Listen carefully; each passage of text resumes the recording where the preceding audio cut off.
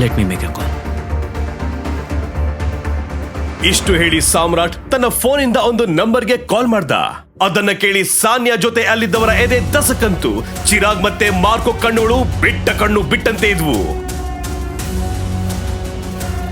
ಯಾ mister Akram, ನನ್ನ ಮಾತನ್ನ ಸರಿಯಾಗಿ ಕೇಳಿಸ್ಕೊಳ್ಳಿ. AK ಪ್ರೈವೇಟ್ ಲಿಮಿಟೆಡ್ ಅಕೌಂಟಿಂದ SK ಇಂಡಸ್ಟ್ರೀಸ್ ಅಕೌಂಟ್ಗೆ ಈಗಿಂದೀಗಲೇ 500 ಕೋಟಿ ದುಡ್ಡನ್ನ ಟ್ರಾನ್ಸ್ಫರ್ ಮಾಡಿ. ಮತ್ತೆ ಎರಡನೇ ಮಾತು, AK ಪ್ರೈವೇಟ್ ಲಿಮಿಟೆಡ್ ಮತ್ತೆ SK ಇಂಡಸ್ಟ್ರೀಸ್ ಮರ್ಜರ್ ಆಗೋದ್ರ ಬಗ್ಗೆ ಪಬ್ಲಿಕ್ನಲ್ಲಿ ಅನೌನ್ಸ್ ಮಾಡಿ ಈ ಕೂಡಲೇ. ಮತ್ತು ಹಾಂ, ಅಹುಜಾ ಕಾರ್ಪೊರೇಷನಲ್ಲಿ ಎಷ್ಟೆಲ್ಲ ಶೇರ್ಸ್ ಇದೆಯೋ ಎಲ್ಲ ಖರೀದಿ ಮಾಡಿ ಬೇಗ.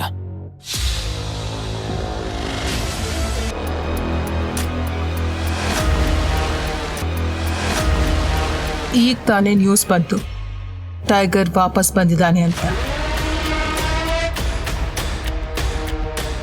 ನೀವು ಹೇಳಿದ್ರೆ ಈಗ ಬೇಡ, ಈಗ ತಾನೇ ಅಲ್ವಾ ಬಂದಿರೋದು, ಸ್ವಲ್ಪ ಕುಣಿದು ಕುಪ್ಪಳಿಸ್ಲಿ ಬಿಡು. ಆಮೇಲೆ ಈ ಸಾರಿ ಅವನನ್ನ ಪಂಜರಕ್ಕೆ ಹಾಕೋ ತಪ್ಪು ಮಾತ್ರ ಮಾಡಬೇಡ.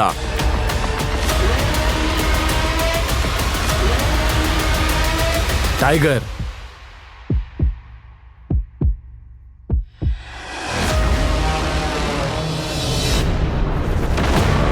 ಕಳ್ಳ ಕಳ್ಳ ಸಾಮ್ರಾಟ್ ಹಿಡಿ, ಸಾಮ್ರಾಟ್ ಹಿಡಿ ಆ ಕಳ್ಳನ. ಛೀ, ಎಂತ ದಂಡ್ಪಿಂಡರ ನೀನು, ಏನಾದ್ರೂ ಮಾಡೋ, ಓಡೋ ಅವನ ಹಿಂದೆ. ಸನ್ಯಾ, ಅದು ನಿನ್ ಕೈಲಿ ಏನೂ ಆಗಲ್ಲ, ಪ್ಲೀಸ್ ಯಾರಾದ್ರೂ ಹಿಡಿದೆ ಆ ಕಳ್ಳನ. ಅದು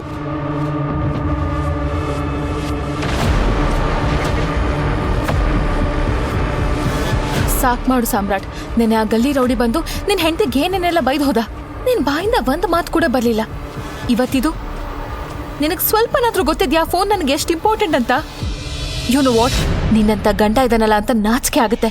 ನಮ್ಮಪ್ಪ ಮನ್ಸ್ ಮಾಡಿದ್ರೆ ಯಾವ್ದಾದ್ರು ಬಾಲಿವುಡ್ ಸ್ಟಾರ್ ಜೊತೆ ನನ್ನ ಮದ್ವೆ ಮಾಡಿಸ್ತಿದ್ರು. ಆದ್ರೆ ನಮ್ ತಾತ ನಿನ್ನಂತ ಸೋಮಾರಿ ಹೇಡಿ ಜೊತೆ ಯಾಕೆ ನನ್ ಮದ್ವೆ ಮಾಡಿಸಿದ್ರು ಏನೋ. ಓ ಗಾಡ್. ಸಾಮ್ರಾಟ್ ಒಬ್ಬ ಬಡ ಮತ್ತು ಅನಾಥ ಹುಡುಗ. ಅವನ ಮದುವೆ ಶ್ರೀಮಂತ ಮನೆಯ ಮಗಳು ಸಾನ್ಯಾ ಜೊತೆ ಒಂದು ಅನಿವಾರ್ಯ ಪರಿಸ್ಥಿತಿಯಲ್ಲಿ ನಡೆದಿತ್ತು. ಸಾನ್ಯಾಳ ಖರ್ಚು ನೋಡ್ಕೊಂಡು ಅವಳನ್ನ ಖುಷಿಯಾಗಿಡಷ್ಟು ಯೋಗ್ಯತೆ ಸಾಮ್ರಾಟ್ಗೆ ಇರಲಿಲ್ಲ. ಅತ್ತೆ ಮನೆಯಲ್ಲಿ ಅವನಿಗೆ ಕಾಸಿನ ಕಿಮ್ಮತ್ತು ಇರಲಿಲ್ಲ. ಸಾಮ್ರಾಟ್ ಕೆಲಸದವರಿಂದಲೂ ಬಯಸ್ಕೊಳ್ತಿದ್ದ.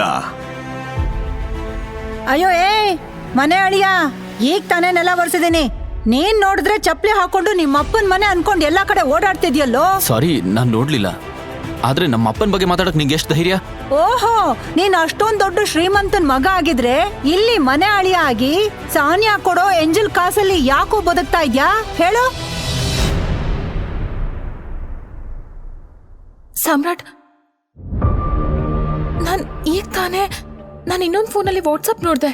ಯಾವ ಕಳ್ಳ ನನ್ ಫೋನ್ ಕದ್ನೋ ಅವ್ನು ನನ್ನ ಫ್ರೆಂಡ್ಸ್ ಆಯ್ತು ಅಲ್ಲಿಗೆ ಸಾನ್ಯಾ ಅಂತ ಮೆಸೇಜ್ ಮಾಡಿ ಯಾವ್ದೋ ಗೊತ್ತಿಲ್ಲ ಜಾಗಕ್ಕೆ ಬಾ ಅಂತ ಕರ್ತಿದ್ದಾನೆ. ಅವಳು ಹೋಗ್ಬಿಟ್ಟಿದ್ದಾಳೆ ಸಾಮ್ರಾಟ್. ನನಗ್ ತುಂಬಾ ಭಯ ಆಗ್ತಿದೆ, ಅವಳಿಗೇನಾದ್ರೂ ಹೆಚ್ಚು ಕಮ್ಮಿ ಆದ್ರೆ ಅಂತ. ಇದನ್ನ ಕೇಳಿದ ತಕ್ಷಣ ತನ್ನ ರೂಮ್ ಅಲ್ಲಿದ್ದ ಸಾನ್ಯಾಳ ತಾಯಿ ಶರ್ಮಿಳಾ ಅಲ್ಲಿಗೆ ಬಂದು ಹೇಳಿದ್ರು, ಸಾನ್ಯಾ, ಇದೇನ್ ಆಗ್ತಿದೆ ಅಂತ? ನಿನ್ ಮೊಬೈಲ್ ಕಳ್ತನ ಆಯ್ತಾ? ಅರೆ, ಅರ್ಧ ಗಂಟೆ ಮುಂಚೆನೆ ನಿನ್ ಮೊಬೈಲ್ ನಿಂದ ನನ್ಗೊಂದ್ ಮೆಸೇಜ್ ಬಂತು, ಒಂದ್ ನಂಬರ್ಗೆ 10 ಲಕ್ಷ ರೂಪಾಯಿ ಟ್ರಾನ್ಸ್ಫರ್ ಮಾಡು ಅಂತ.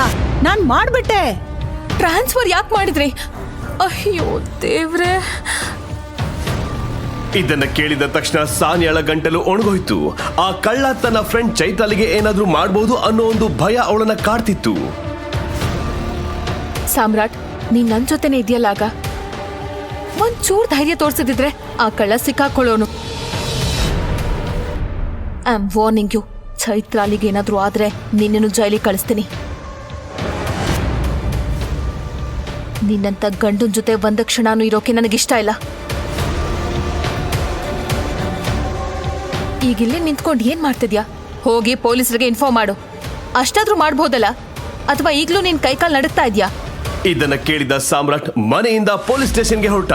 ಆದ್ರೆ 1 ಗಂಟೆ ಆದ್ರೂ ಪೊಲೀಸರು ಬರ್ಲಿಲ್ಲ. ಸಾಮ್ರಾಟ್ ಕೂಡ ಬರ್ಲಿಲ್ಲ. ಸಾನ್ಯಾಗೆ ಏನೋ ವಿಚಿತ್ರ ಅನ್ಸಿ ಸಾಮ್ರಾಟ್ಗೆ ಕಾಲ್ ಮಾಡೋಕೆ ಟ್ರೈ ಮಾಡಿದ್ಲು. ಆದ್ರೆ ಅವನ ನಂಬರ್ ಸ್ವಿಚ್ ಆಫ್ ಆಗಿತ್ತು. ಈಗ ಸಾನ್ಯಾಳ ಕೋಪ ನೆತ್ತಿಗೇರಿತ್ತು. ಇವನ್ ಫೋನ್ ಯಾಕೆ ಬಂದ್ ಬರ್ತಿದೆ? ಏನಾಯ್ತು? ನನ್ ಫ್ರೆಂಡ್ ಮಾನದ ಪ್ರಶ್ನೆ. ಈ ಸಾಮ್ರಾಟ್ ಫೋನ್ ಆಫ್ ಮಾಡ್ಕೊಂಡು ಕೂತಿದ್ದಾನೆ. ನನ್ ತಾತ ಯಾಕೆ ನಿನ್ನಂತ 3rd ಕ್ಲಾಸ್ ಮನುಷ್ಯನ ಜೊತೆ ಮದ್ವೆ ಮಾಡಿಸಿದ್ರೋ ಗೊತ್ತಿಲ್ಲ. ಸಾನ್ಯಾಳ ತಾಯಿ ಶರ್ಮಿಳಾಗೂ ಸಾಮ್ರಾಟ್ನನ್ನ ಕಂಡ್ರೆ ಆಗ್ತಿರ್ಲಿಲ್ಲ.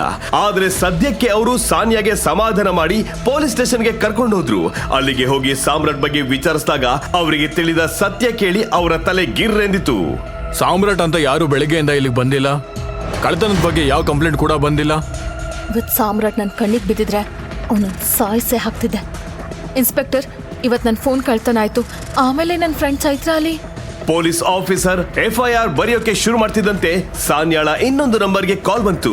ಆ ಕಾಲ್ ಬೇರೆ ಯಾರದ್ದು ಅಲ್ಲ, ಕಳ್ಳನ ವಶದಲ್ಲಿದ್ದ ಚೈತಾಲಿಯದ್ದು.